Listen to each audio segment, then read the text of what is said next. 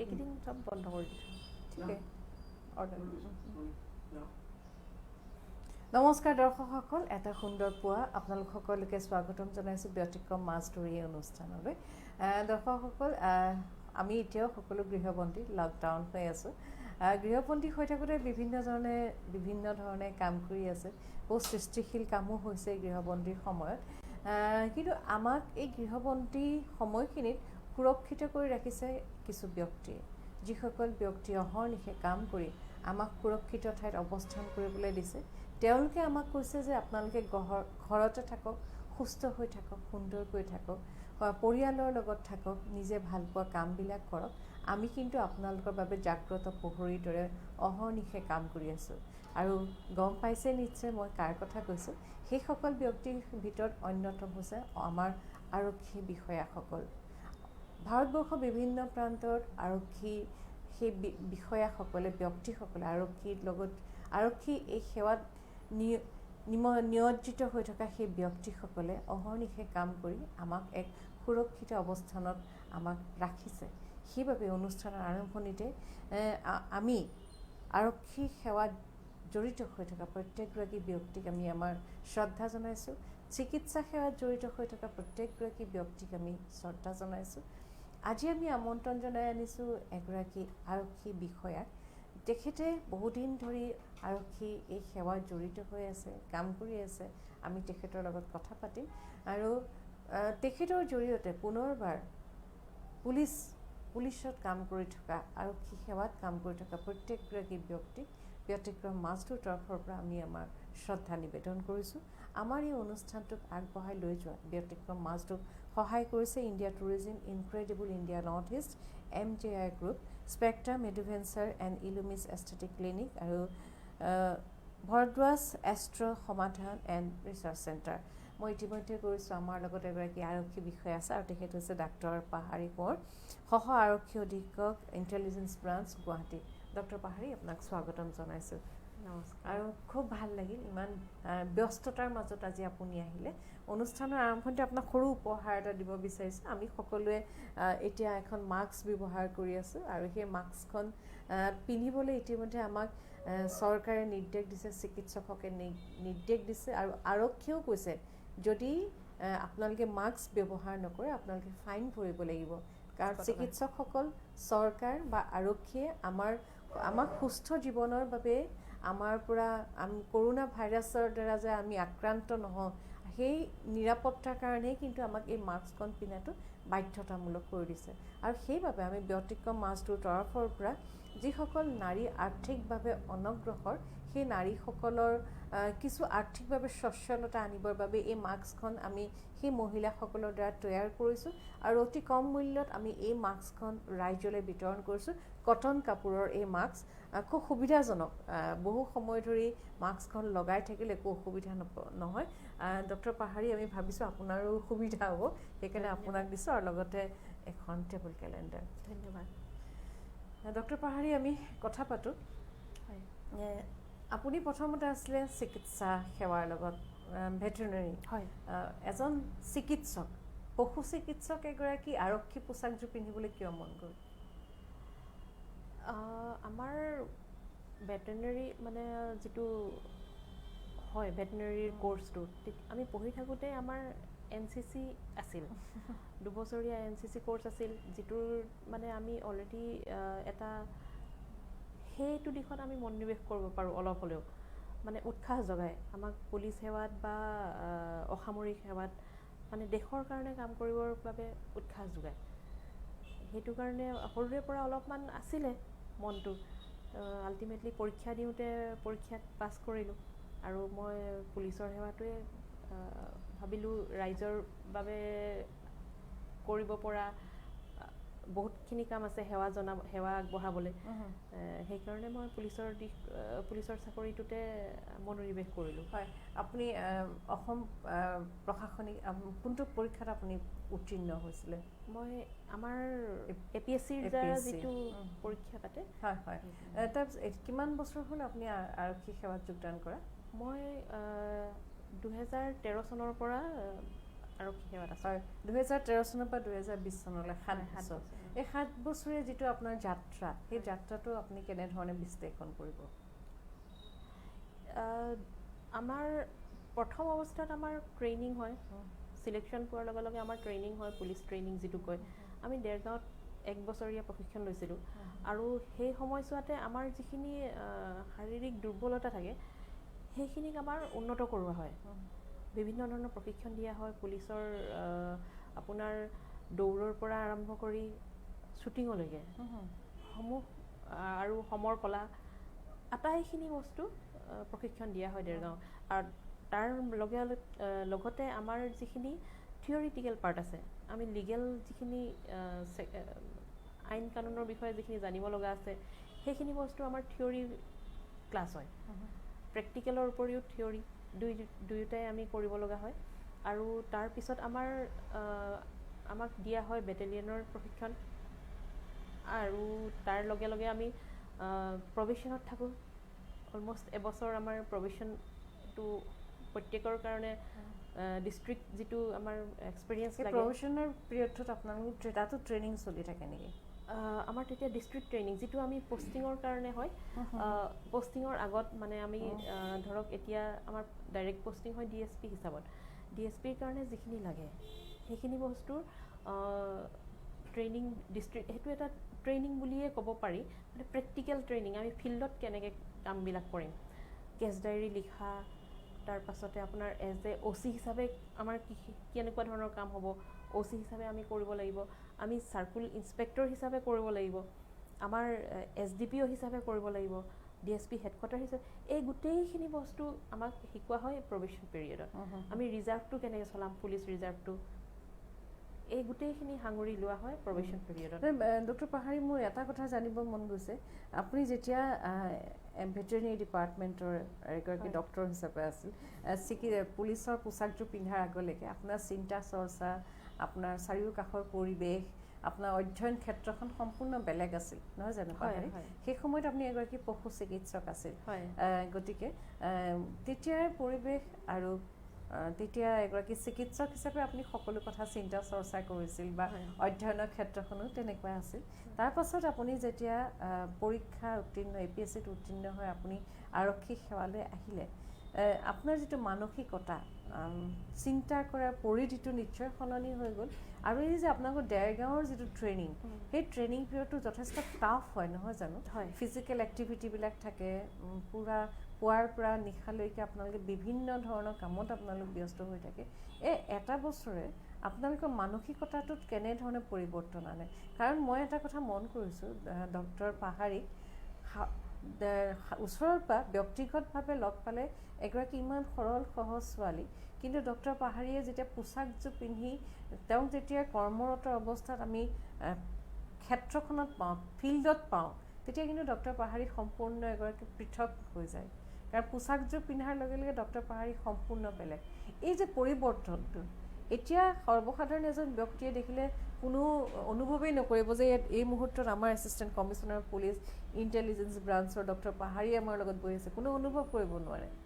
কিন্তু পোছাকযোৰ পিন্ধাৰ লগে লগে আপোনালোকে সম্পূৰ্ণ সলনি হৈ যায়। এইটো খুবেই প্ৰয়োজনীয় এটা কথা। এই কথাবিলাক, এই মানসিকতা পৰিৱৰ্তনৰ ক্ষেত্ৰত দেৰগাঁৱৰ যিটো ট্ৰেইনিং, সেই ট্ৰেইনিঙৰ প্ৰভাৱ কেনেকুৱা? নিশ্চয় আছে। আমাৰ ট্ৰেইনিংটো খুবেই টাফ। আমি ৰাতিপুৱা 5টাৰ পৰা আমাৰ ট্ৰেইনিংটো ষ্টাৰ্ট হয়। গতিকে আমি ৰাতিপুৱা শুই উঠোঁতে 3:30 মানতে উঠোঁ, আৰু তেনেকুৱা ধৰণে আমাৰ মেণ্টেল ছেটআপটো হৈ যায়। আৰু কেতিয়াবা আমি ৰাতি ধৰক গোটেই দিনটো আমাৰ ট্ৰেইনিং নচলে, ৰাতিপুৱা এটা সময়লৈকে ট্ৰেইনিংটো চলে, তাৰ পাছতে আমাৰ থিয়ৰী ক্লাছখিনি হয়। থিয়ৰী ক্লাছখিনি হোৱাৰ পাছত ছেকেণ্ড হাফত ইভিনিং আৰু আমাৰ যিখিনি প্ৰেক্টিকেল ট্ৰেইনিং, মানে ফিল্ডৰ ট্ৰেইনিংখিনি হয়। এইটো সময়খিনিত আমাৰ ভাবিবলৈ বেলেগ সময় নাথাকে। আমি খালি পুলিচৰ ট্ৰেইনিংটো আমি কেনেকৈ ভাল কৰিব পাৰোঁ, আমি নিজকে কেনেকৈ আৰু অতি সুচাৰুৰূপে আমি নিজকে কেনেকৈ গঢ়ি তুলিব পাৰোঁ, প্ৰতিটো ক্ষেত্ৰত আমি কেনেকৈ পাকৈত হ'ব পাৰোঁ। আমি কোনোবা মানুহ যদি দুৰ্বৃত্তই হওক বা আতংকবাদীয়ে হওক তেখেতলোকক আমাৰ সন্মুখত পালে আমি কেনেধৰণে তেখেতলোকক ৰিয়েক্ট কৰিব লাগিব আমাৰ চিন্তাধাৰাটো লাহে লাহে লাহে লাহে তেনেকুৱা ধৰণলৈ পৰিৱৰ্তন হয় তাৰোপৰি আমি এটা বস্তু চাওঁ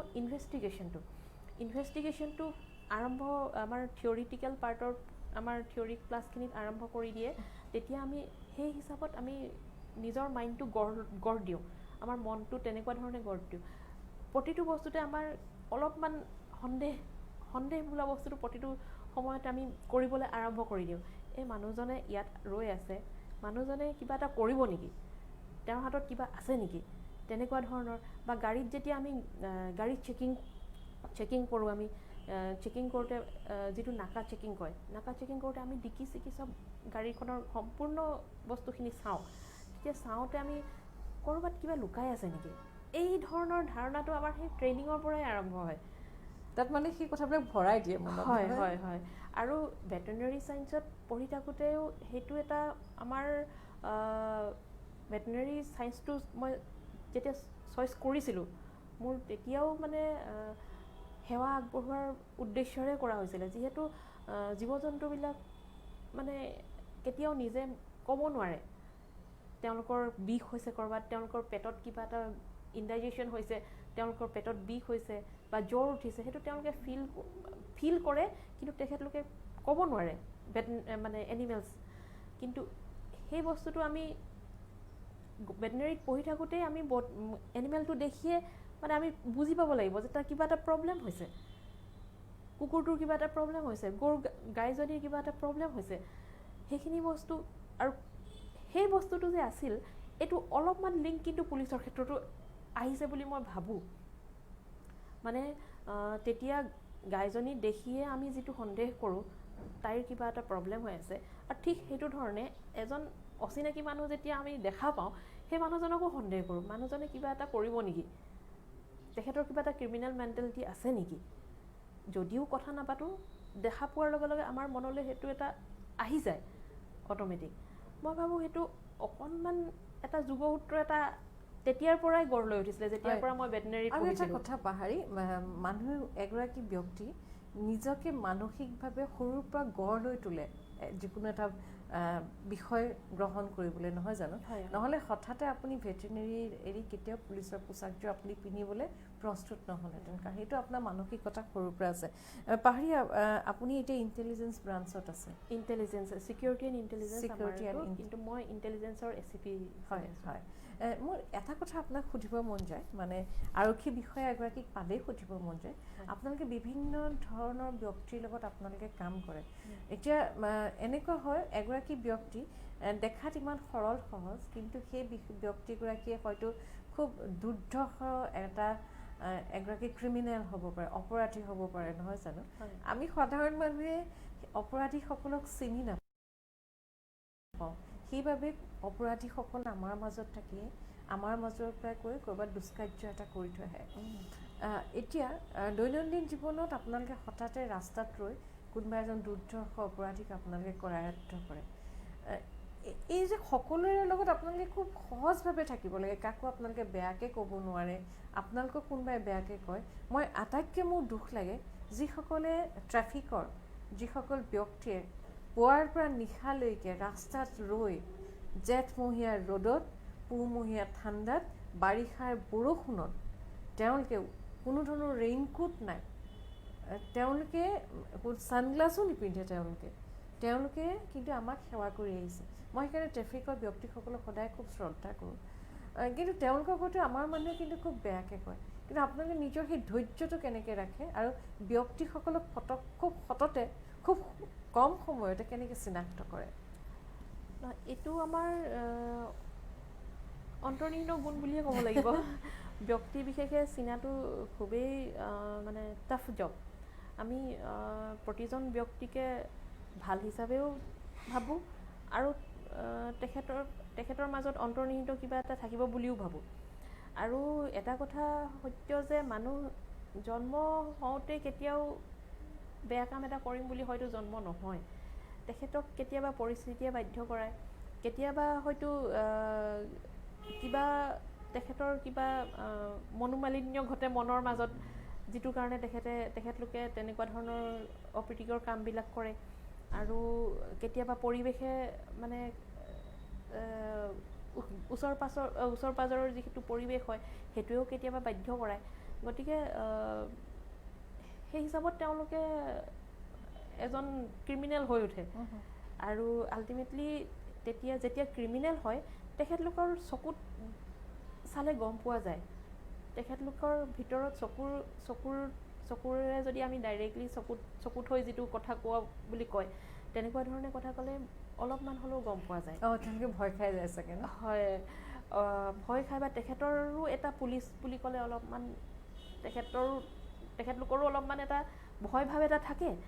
পুলিচ বুলি কোৱাৰ লগে লগে পুলিচৰ পোচাকযোৰ যেতিয়া দেখে দৰকাৰ হ'লে সেইজন এজন হোমগাৰ্ডেই হওক পুলিচৰ পোচাকত কিন্তু খাকী ড্ৰেছযোৰ পিন্ধি যেতিয়া ৰাস্তাত থিয় হৈ থাকে তেতিয়া অকণমান হ'লেও সচকিত হয় তেওঁলোক ক্ৰিমিনেলছ হয়তো তেওঁ পলাব ট্ৰাই কৰে বা কিবা এটা অকণমান খুকুজা লাগে কথা কওঁতে তো সেইবিলাক আছে যিবিলাকত আমি সহজে ধৰিব পাৰোঁ হয় আপুনি 7 বছৰ হ'ল আপোনাৰ আৰক্ষী সেৱাত প্ৰথম ট্ৰেইনিং কৰাৰ পাছত আপুনি DSP হিচাপে যোগদান কৰিছিলে প্ৰথম পষ্টিং ক'ত আছিলে আপোনাৰ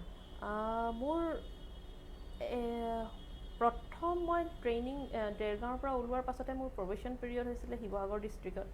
শিৱসাগৰত হোৱাৰ পাছত মই বেটেলিয়ানৰ ট্ৰেইনিং এটাচমেণ্ট এটা হয়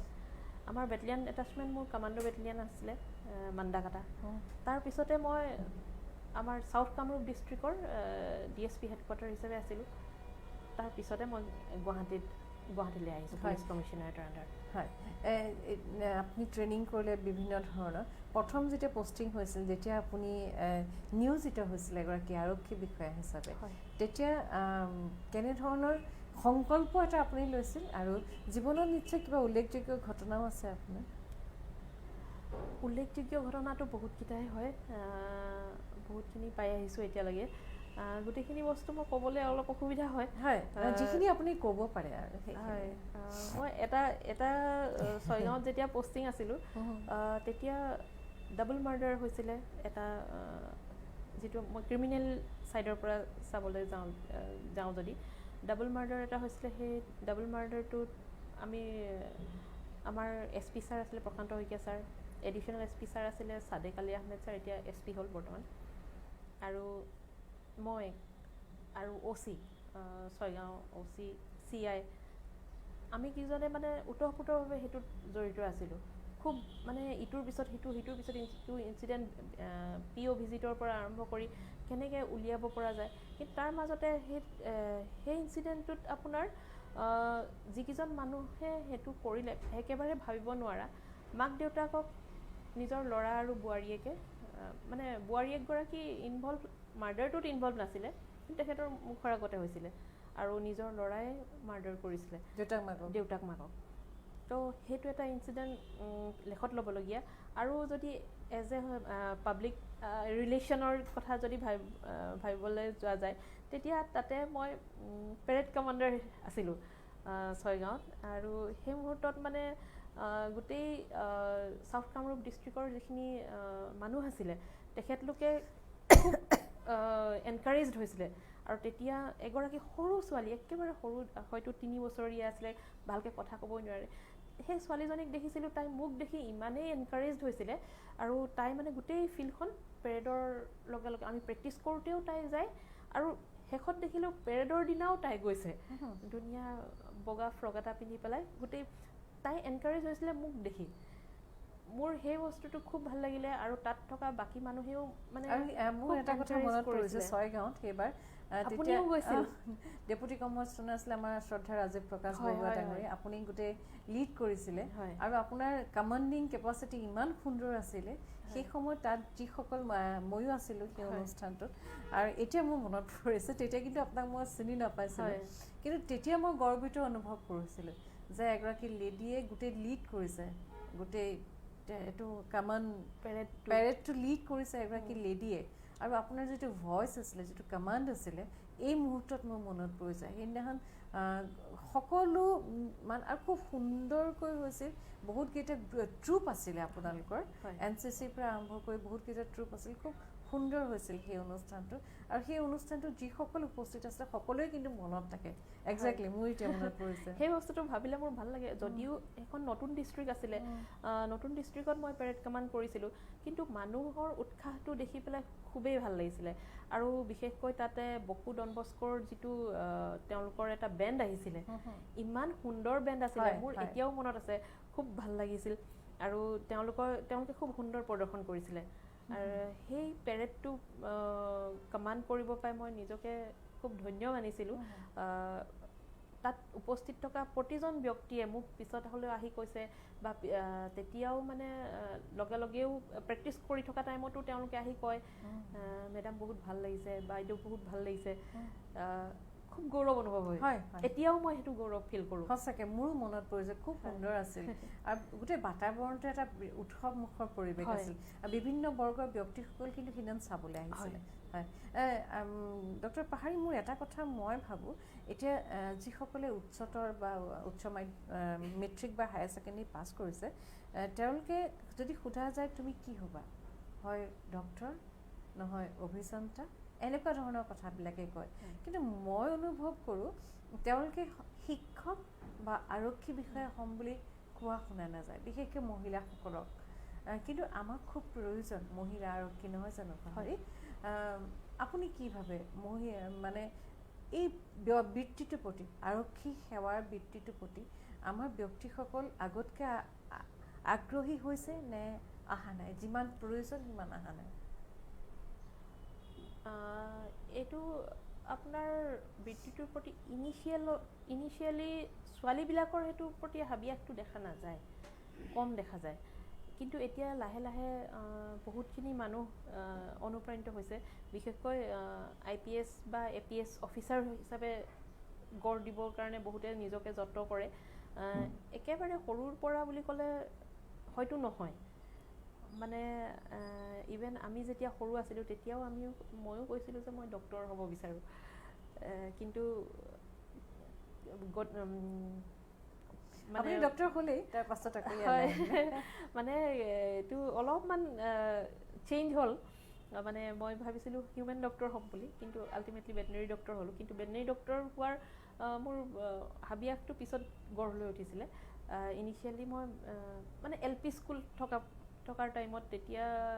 ভেটেনেৰী ডক্টৰ হ'ম বুলি ভবা নাছিলোঁ তেতিয়া নাজানিছিলোঁ একচুৱেলি কথাটো ক'বলৈ গ'লে নাজানিছিলোঁ কিন্তু লাহে লাহে গম পালোঁ আৰু এতিয়াও মই দেখোঁ যেতিয়া ক্লাছ 10 পায় বা ক্লাছ 10ৰ পৰীক্ষা পাছ কৰাৰ পাছত বা হাই ছেকেণ্ডেৰী পাছ কৰাৰ পাছত বহুতে এতিয়া কিন্তু এইটো বিচাৰে যে তেখেত এগৰাকী কিৰণ বেদী হ'ব এগৰাকী প্ৰস্তুতি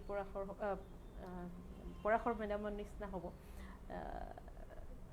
আমাৰ সংযুক্তা মেডাম বহুতে এতিয়া কিন্তু সেইটো স্বপ্ন দেখা পায় হয় কিন্তু একেবাৰে সৰু অৱস্থাত কিন্তু হয় আপুনি কোৱাটোৱে অভিযন্তা বা ডক্টৰ সেয়াই হাবিয়াস কৰে হয়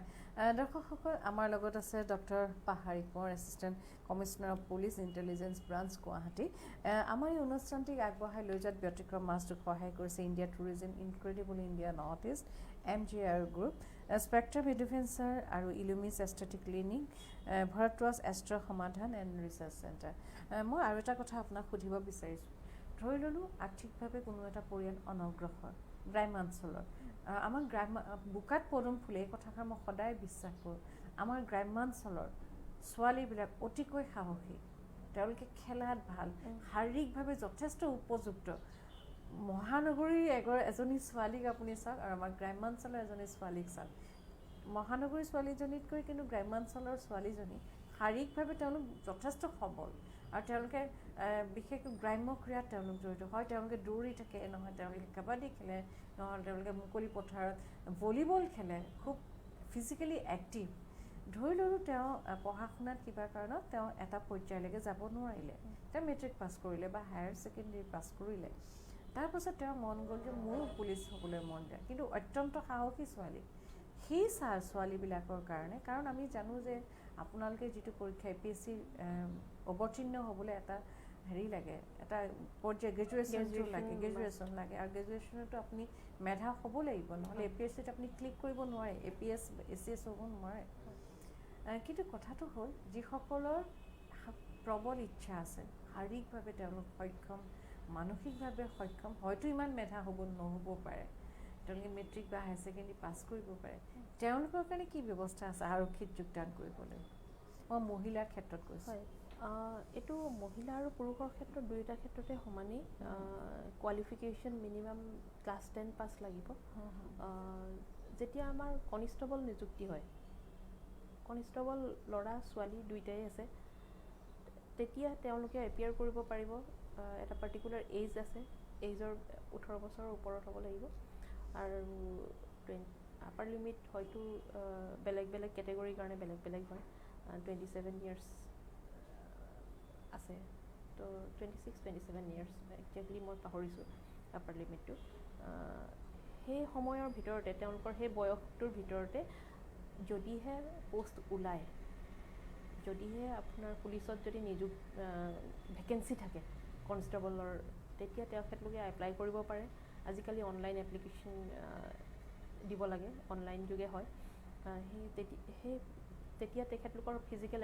এক্সাম হয় প্ৰথম। ফিজিকেল এক্সাম পাছ কৰাৰ পাছত তেখেতলোকৰ আকৌ ৰিটেন টেষ্ট হয়। সেই দুটাত উত্তীৰ্ণ হ'লেই তেখেতলোকে নিযুক্তি পাব। তাত কোনো অৰেল পৰীক্ষা নহয়। এতিয়া নতুন নিয়ম অনুসৰি ফিজিকেল টেষ্ট হোৱাৰ পাছত, ফিজিকেলি যেতিয়া ফিট হয়, তেতিয়া ৰিটেন এক্সাম হয় তাৰপিছতে। তাৰ সেই দুটাত যদি উত্তীৰ্ণ হ'ব পাৰে, ৰিটেন এক্সামটো খুব বেছি এটা টাফ নহয়, ক্লাছ 10ৰ উপযোগীকৈ দিয়া হয়। আৰু তাত যদি উত্তীৰ্ণ হ'ব পাৰে, তেখেতলোকে ডাইৰেক্টলি কনষ্টেবল পোষ্টত ভৰ্তি হ'ব পাৰিব। তাৰপিছত ট্ৰেইনিংটোতো থাকিবই, তাৰ পাছত ট্ৰেইনিংটোতো থাকিব, এইটো মাষ্ট। মোৰ আৰু এটা কথা সুধিব মন গৈছে, ধৰি ল'লোঁ এগৰাকী মহিলা, এগৰাকী ছোৱালী, এগৰাকী গাভৰু তেওঁ কনিষ্টেবল হিচাপে যোগদান কৰিলে, তাৰপিছত যদি কামৰ ফাকে ফাকে তেওঁলোকে যদি পঢ়া শুনাও কৰি থাকে, তেওঁ যদি পঢ়ি তেওঁ ডিগ্ৰী পাছ কৰে কামৰ ফাকে ফাকে, তেতিয়া তেওঁ APSC এপিয়াৰ হ'ব পাৰিব? নিশ্চয় নিদৰ্শন আছে? নিদৰ্শন এতিয়ালৈকে অসমত নাই, ভাৰতত অসমত নাই। হয়, অসমত নাই। কিন্তু আপোনাৰ ক্লাছ 10 দিয়াৰ পাছত যেতিয়া ছোৱালীজনী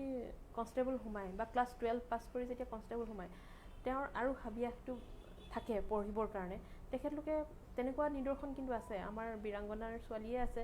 তেখেতলোকে গৈ পেলাই মাষ্টাৰ ডিগ্ৰী কমপ্লিট কৰিছে, অসমীয়াত মাষ্টাৰ ডিগ্ৰীও লৈছে, ভাল এগৰাকী এতিয়া এৱাৰ্ডো পাইছে তেখেতে। তেনেকুৱা ধৰণৰ ছোৱালী আছে।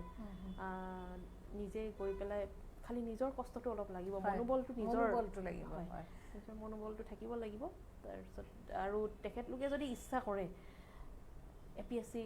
দিব পাৰে, যেতিয়া ওলায় তেতিয়া APSC দিলে মানে হয়তো পাই যাব পাৰে। বহুত ভাল ভাল ছোৱালী দেখা যায়, বহুত ভাল ছোৱালী আছে যিসকলে মানে মাষ্টাৰ ডিগ্ৰী কমপ্লিট কৰিছে। হয়, ডক্টৰ পাহাৰী, মোৰ আৰু এটা কথা জানিব মন গৈছে। ভাৰতবৰ্ষৰ প্ৰধানমন্ত্ৰী মহাশয়ে কৈছে যে আৰক্ষী সেৱাত, সেনাবাহিনীত মহিলাৰ নিযুক্তিত বিশেষ অগ্ৰাধিকাৰ দিছে, আৰু এই নৰেন্দ্ৰ মোদী ডাঙৰীয়াৰ প্ৰধানমন্ত্ৰীত্ব তেওঁ দায়িত্ব গ্ৰহণ কৰাৰ পাছত সেনাবাহিনী মহিলাক এক বিশেষ স্থানলৈ লৈ গৈছে নহয়। আমি 26 জানুৱাৰী পেৰেডতো আমি মহিলাসকলক দেখা পাওঁ, আগত তেওঁলোকে লিড বা দেখা পাওঁ, বা এইবাৰ CRPFৰ মহিলাসকলেও খুব সাহসিকতাৰে খুব সুন্দৰ প্ৰদৰ্শন কৰিছে। CRPFতো যথেষ্ট মহিলা আহিছে। এতিয়া অসমৰ আৰক্ষী সেৱাত মহিলাসকলৰ যোগদান আপোনালোকে কিমান বুলি ভাবে, নে এতিয়াও আৰু মহিলাৰ প্ৰয়োজন আছে বুলি আপোনালোকে ভাবে? মহিলাৰ প্ৰয়োজনটো আছে, নথকা নহয়। এতিয়া আমি বিশেষকৈ ল এণ্ড অৰ্ডাৰ চিটুৱেশ্যন যেতিয়া হয়, তেতিয়া আমি দেখা পাওঁ মহিলাসকল ওলাই আহে। আমাৰ কি হয়, মহিলা আৰক্ষী আমাৰ যথেষ্ট আছে, এনেকুৱা নহয় যে আমাৰ কম আছে, কিন্তু বিভিন্ন কাৰণত তেখেতলোক ঘৰুৱা প্ৰব্লেমৰ বাবে বা নিজৰ কিছুমান পাৰ্চনেল প্ৰব্লেমৰ বাবে বহুতে ছুটিত থাকিব লগা হয়। সেইকাৰণে আমাৰ অকণমান কেতিয়াবা মই ভাবোঁ যে সংখ্যা ঠিকেই আছে, সংখ্যা হিচাপত ঠিকেই আছে, কিন্তু আমাৰ বহুতৰে ধৰক চাইল্ড কেয়াৰ লিভত থাকে, বহুতে প্ৰেগনেণ্ট কাৰণে সেইটো সময়তো বহুতে প্ৰেগনেঞ্চি টাইমতো ছুটি লয়। তেনেকুৱা ধৰণৰ অসুবিধা কেতিয়াবা ফিল্ডত ফিল কৰা যায় আদাৰৱাইজ সংখ্যা হিচাপত ক'বলৈ গ'লে কিন্তু যথেষ্ট সংখ্যক ওমেন আছে হয় আমাৰ পাণবজাৰত এখন মহিলা থানা আছে হয় আৰু অসমৰ বিভিন্ন মহিলা থানা অসমত অকল এখনেই মহিলা থানা এখনেই হয় আৰু এতিয়া বিভিন্ন ঠাইত সদৰত হওক আমাৰ যিবিলাক থানা আছে পুলিচ হেডকোৱাৰ্টাৰ আছে তাত পুৰুষ আৰক্ষী যিমান তাৰ তুলনাত মহিলা আৰক্ষীৰ সংখ্যা কিমান এইটো আপোনাৰ একজেক্টলি ক'বলৈ দিগদাৰ হয় প্ৰতিটো থানাতে এগৰাকীকে হ'লেও ইনভেষ্টিগেটিং অফিচাৰ লেডিজ আছে আৰু তাৰ লগতে বহুৱাটো প্ৰয়োজন আছে নিশ্চয় যিহেতু ওমেন ৰিলেটেড কেছবিলাকেই তেখেতলোকে হেণ্ডেল কৰে ওমেন ৰিলেটেড কেছবিলাক বহুতে কি হয় জেণ্টছজনক ক'বলৈ অসুবিধা পায় আৰু লেডিগৰাকীক ক'বলৈ সুবিধা পায় প্লাছ আপোনাৰ ইনভেষ্টিগেশ্যন পাৰ্টটো ওমেনক কিখিনি যেনেকুৱা ধৰণে প্ৰয়োজন তেনেকুৱা ধৰণে কৰিব পৰা এতিয়া আৰু এটা কথা ধৰক এগৰাকী মহিলা অপৰাধী তেওঁ ঘৰৰ পৰা কাৰায়ত্ব কৰি আনিব লাগে তেতিয়া আমাৰ মহিলা কনষ্টেবল বা মহিলা হোমগাৰ্ড থাকে মহিলা এগৰাকী হ'লেও থাকিব তেখেতেহে লৈ আহিব আৰু পুৰুষজনে কেতিয়াও মহিলা অপৰাধী নকৰে আৰু ভৱিষ্যতৰ পৰিকল্পনা কি ডক্টৰ পাহাৰী ভৱিষ্যতে যিহেতু এইটো সেৱাতে আছোঁ এই সেৱাটোতে থাকিম আৰক্ষী সেৱাটোতে থাকিম তেনেকুৱা বিশেষ ব্যতিক্ৰম তেনেকুৱা ধৰণৰ নাই মানুহৰ সেৱা কৰাই বেলেগ একো পৰিকল্পনা এতিয়ালৈকে ভবা নাই হয় ডক্টৰ পাহাৰী খুব ভাল লাগিল আপোনাৰ লগত কথা পাতি আৰু আপোনাক লগ পালে এটা কথা অনুভৱ কৰোঁ ইমান সৰলতাৰ মাজতো যে এটা দুৰ্দান্ত সাহসী মন লুকাই থাকে আমি পাহাৰীৰ মুখত গম পাওঁ আপুনি আজি ৰাজহুৱাভাৱে বহু কথা ক'বলৈ বিভিন্ন কাৰণত আপুনি অপাৰক আপোনালোকৰ কিছুমান বাইণ্ডিংছ থাকে সেই কথাষাৰ মই উপলব্ধি কৰোঁ কিন্তু মই ডক্টৰ পাহাৰীক বিভিন্ন ধৰণৰ সময়ত তেওঁক ফিল্ডত দেখা পাইছোঁ কেনেকৈ দুৰ্দান্ত গতিয়ে ডক্টৰ পাহাৰীয়ে কাম কৰে আমি সেইখিনি দেখা পাওঁ আৰু সেইখিনি খুব প্ৰয়োজন সাহসটো খুব প্ৰয়োজন এই সাহসটোৱে আপোনালোকৰ মূল চাবিকাঠি নহয় জানো সাহস আৰু নৈতিকভাৱে সৎ সাহস সেইখিনি আপোনালোকৰ মূল চাবিকাঠি আৰু সেইবাবে আমি আপোনালোকৰ ওচৰত শৰণাপন্ন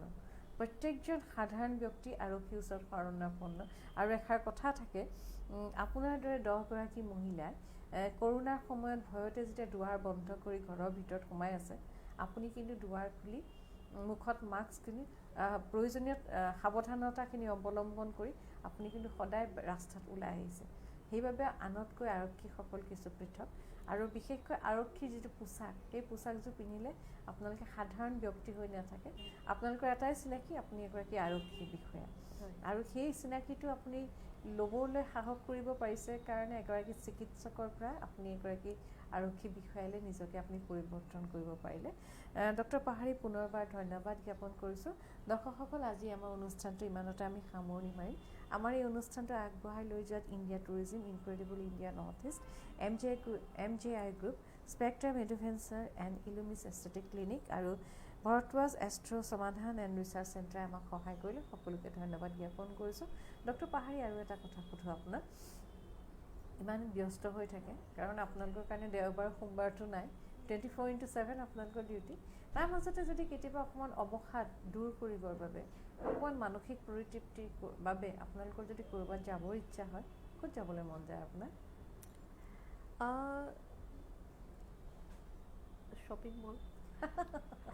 শ্বপিং মলত গৈ পেলাই বজাৰ কৰোঁ যে এইটো নহয় এনেই গৈ পেলাই ঘূৰি চাই ভাল লাগে তাৰোপৰি মোৰ ভাল লাগে এই অকলশৰীয়া পাহাৰীয়া ৰাস্তাত গৈ তেনেকুৱা শ্বিলঙৰ মেইন শ্বিলং এৰিয়াটোত নহয় কিন্তু চেৰাপুঞ্জী যিখিনি অকলশৰীয়াকৈ তেনেকুৱা ধৰণৰ জেগাত গৈ ভাল লাগে ছিকিম এনেকুৱা হয় ন পাহাৰী বহু মানুহৰ মাজত আপোনালোকে থাকে অনবৰতে বিভিন্ন ধৰণৰ আপোনালোকৰ ওচৰলৈ আচলতে চাগে ভালে আছেনে বুলি সাধাৰণ ব্যক্তি নাযায়, কাৰণ যিসকল যায় সকলোৱে নিজৰ নিজৰ সমস্যাবিলাক লৈহে আপোনালোকৰ ওচৰলৈ যায়, আৰু সকলোৱে নিজৰ সমস্যাবিলাক সমাধান বিচাৰি আপোনালোকৰ ওচৰলৈ যায়, আৰু গতিকে সকলোৰে সমস্যা সমাধান কৰোঁতে কৰোঁতে কেতিয়াবা নিসংগতা খুবেই প্ৰয়োজন হয়, আৰু নিসংগতা আৰু মুকলি আকাশ পাহাৰ তাৰ মাজত অকণমান ভাল লগা গান এটাৰে যদি এখন গাড়ীৰে আপুনি যাব পাৰে, সেই পৰিৱেশটোৱে বেলেগ। সঁচাকৈ দৰ্শকসকল, আমি সকলোৱে বিভিন্ন সময়ত বিভিন্ন কাৰণত বিভিন্ন কথাত মানসিক অৱসাদেৰে আমাৰ মনবোৰ যেতিয়া ভৰি পৰে, তেতিয়া আমি সকলোৱে একোখন ভাল লগা ঠাইলৈ আমি যাব বিচাৰোঁ। আপুনিও নিশ্চয় বিচাৰে, খালি সেই ঠাই থকাৰ নিৰ্বাচনটো প্ৰত্যেকৰে নিজৰ নিজৰ। ডক্টৰ পাহাৰীয়ে বিচাৰিছে এখন পাহাৰীয়া ঠাইলৈ যাবলৈ। ওচৰতে আছে শ্বিলং, চেৰাপুঞ্জী, আৰু ভাৰতবৰ্ষৰ বিভিন্ন প্ৰান্তৰ মানুহ কিন্তু শ্বিলঙলৈ আহে। শ্বিলঙৰ যি প্ৰাকৃতিক সৌন্দৰ্য মোহ যায় সকলো। আপোনালোকো আহিবচোন কেতিয়াবা শ্বিলঙলৈ, পাহাৰীয়ে কোৱাৰ দৰে পাহাৰীয়া একা বেকা বাটেৰে, আৰু সুধাকণ্ঠ ডক্টৰ ভূপেন হাজৰিকাৰ গীতটোতো আছেই, পাহাৰীয়া একা বেকা বাটেৰে আমি যদি অকণমান ভাল লগা গীত এটা শুনি অকণমান যদি ডাৱৰীয়া বতৰ এটাত শ্বিলঙলৈ যাওঁ, বাহ কি যে এটা সুন্দৰ পৰিৱেশ। আমি সকলোকে সেই আশাটো দিলোঁ, সকলো ভাল হওক, সকলোৰে মংগল হওক, আৰু সুন্দৰ পৰিৱেশ এটাৰ মাজত আমি ধুনীয়া দিনবিলাকলৈ যেতিয়া ঘূৰি যাম, আমিও এদিন শ্বিলঙলৈ যাম। আমাৰ অনুষ্ঠানটো ইমানতে সামৰি মাৰিলোঁ, আৰু পুনৰবাৰ ডক্টৰ পাহাৰী কোঁৱৰ, তেখেত assistant commissioner police, intelligence branch Guwahati, তেখেতক আমি ধন্যবাদ জ্ঞাপন কৰিছোঁ। ডক্টৰ পাহাৰী, পৰৱৰ্তী অনুষ্ঠানত কিন্তু আপোনাক আকৌ লগ পাম। ধন্যবাদ।